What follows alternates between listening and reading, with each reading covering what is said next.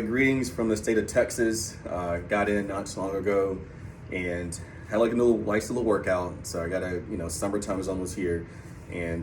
But however, there are a few questions that I promised you that I was going to get through. And before I take a shower and then go out here in the streets to have a little good time on my layover. Many of you asked about District Attorney Love and about her emotional roller coaster. Well, I don't know District Attorney Love. But we did see that, and it was a point of discussion that was talked about, especially during our deliberation, even though that she was not heavily involved towards the very end, as well as there are times when we didn't discuss the court case, but people were kind of annoyed when District Attorney Love had her moments. And yes, when you all saw it, we saw the same thing. And some people were displeased by her actions in the courtroom. So that's what I'll say about that. We may talk about that a little bit though, but like I said, I'm a factual person. The emotional roller coaster rides and things like that, that's just not my area during that time, because it was a serious court case, as you all know, a serious trial. Someone asked, how was Moontunk unaware of a plea that he signed and agreed to under oath? Well, good question. Understand that when Moontunk made a statement, or as he's being questioned about the state, saying that, hey, I know I signed my name, but I was told that I was able to come in here and to explain my answers. Now, I'm not trying to say that none of us were naive. I'm not trying to say any of us were gullible. Understand that Judge Glanville and Judge Whitaker will always tell us at the very end of the day, before we got dismissed, that we could only go by the information that was presented within the courtroom. That's it. We didn't have the luxury of hearing other people talk about the court case. And especially me, like I said, I'm a fair person. So he was under oath, he presented himself, he answered questions. That is what we were going by, and that's what I went on as well. You also said that it sounds like you believe anything that came out of those guys' mouths because of your issues with the state and that it skewed your judgment. Well, I'm gonna tell you that's 100% false. It didn't skew anything, not for me. I'm a fact-based person, and that's what I went on. But we can definitely have a dialogue of your personal opinion of how you might have thought that way, and I'm open to that dialogue. But just understand that we all have personal opinions about everything, and so I'm always going to respect people when they ask a question, and if I disagree with them, I'm going to disagree with them, and hopefully vice versa. And you also wrote, it's crazy how the gang members get your sympathy, but not all victims of these guys' actions. And I want to say it's false again. I do empathize for the families who lost loved ones, and as a consensus from all the jurors, we do want the families to seek justice and hopefully get justice for those who they have lost.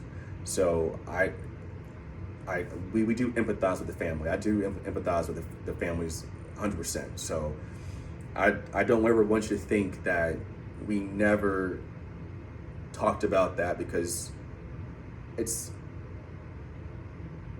hard to talk about someone who lost their life in gun violence. So like I said, we can definitely have a dialogue with your questions related to skewed my judgment, and I'm 100% tell you that it didn't skew anything. Someone asked, at one point, can you talk about the note you wrote about not wanting to be on the jury at the end? That's gonna be an episode of its own. That's gonna be an episode concerning the mental and financial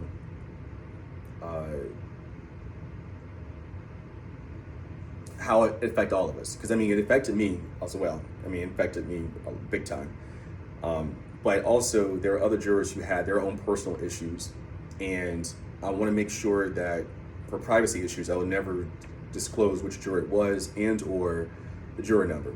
But it did affect some people to an extent based on their occupation. And it was just a long case, as you all know. It was just a long case. But that note was sent because of I was frustrated, and I started to empathize with some of the folks around me and how it was affecting them. So that's gonna be a separate episode of its own coming out later on. Someone asked, do you think they used Young Thug just for publicity? And most testified that he told them not to do the crime.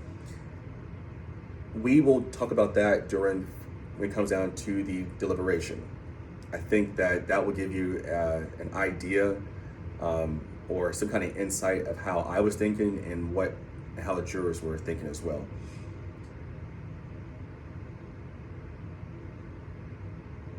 Someone asked, I feel like you should and could do entire episodes specific to Woody, Gaither, and Viverito. Well, those episodes are coming. Now, of course, I love getting disclaimers. I don't know these individuals personally, and I'm not here to criticize their character because I don't know them at all. What I can only go by is what was testified, or how they testified in court and what they were presenting to us. So I'm not going to attack someone because I don't know them. And you open up a can of worms when you do that because I don't know them. And despite what you see on television, what you saw on television and what we saw in the courtroom, yeah, you can make your judgment on how someone is, but I don't know them personally. But we will definitely dive into Woody, Gaither, and Viverito soon. That's coming real soon. So I want to ask, also, it would be great to hear your perspective about this administration and war on hip hop. Lil Baby is now their target. So I'm not going to talk about Lil Baby at all. I don't know what the administration or what the Attorney General's office has. I don't know what the city of Atlanta has as well, or Fulton County. I don't know what's there, so I can't talk about that because that's unfair. And I think that, and I do believe in due process, and so since that's going to be another big trial. If that goes to court, I haven't been following a case like that though, but I'm not going to mix that in with this at all, because I don't know what's there, and I'm being honest with you, I just don't know what's there. As far as the administration itself, you all know my background is politics, and I really don't get political on these episodes. I can, but I really do not. I want to keep it separate. The administration, we can definitely dive into that once these episodes are over. If you're interested, I can do a podcast on the political aspect of Fulton County and even go to the state of Georgia as well as nationally. But right now, I cannot put politics in this right now. As much as I really want to, privately have had discussions about certain things, but I'm not going to touch bases on that just yet. So hopefully that solves that. And as far as the hip hop, we can definitely dive into that because that is a huge topic. And I think how things are right now, it's going to be a good discussion. And I may end up doing a podcast on the hip hop community and hip hop music as a whole, as far as some of the folks who are involved in that. But it's very touchy. I'll tell you that though. Someone wrote thoughts on Judge Glanville's excessive and extended comfort breaks. So, I'll tell you this though, there were some jurors who needed breaks, and I'm assuming that he was fully aware of that, and that is the reason why we had some of those breaks. Now, some of it had to do with the judge himself, and I respect Judge Glanville. He was nice to us. He spoke to us, make sure that we were good, make sure that we had any questions or anything that was of concern. So I'm assuming that is probably why we had those excessive comfort breaks. But let me sit back and think about it, and I'll get back to you about that. But I want to say that there were some jurors who actually needed some medical attention, or had some medical things going on that they needed some breaks. And so I think as time went on, he was granting those to make sure that some of the jurors were good. But I won't dive into that specifically because I think for privacy issues. And someone wrote, seems like you would have content around being a flight attendant. I want to, and I have a little bit on my Instagram, kind of giving an insight of being a flight attendant. As far as flying around the world, I'm telling you that if I were to do a content on that, you would probably have your head spinning. Because I'm a person, I like to move a lot. And it's very rare for me to sit down, and some people know me really well, knows I'm always here. But if I were to tell you, like give you like an insight, for the past 2 days, I've been getting up around 3:30, 4 o'clock in the morning to bring smiles and to do my job for a 7 a.m. flight. And it takes a toll on you mentally and physically. So we will probably do a content on becoming a flight attendant or my job as a whole, but I promise you probably look at me and go like, how in the world do you do this? I'm like, yeah, it's fun to me though. I enjoy it.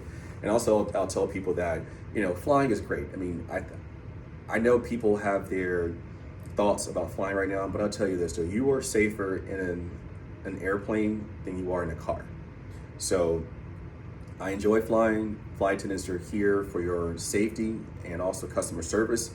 And we put a lot on the line each and every day. And I know that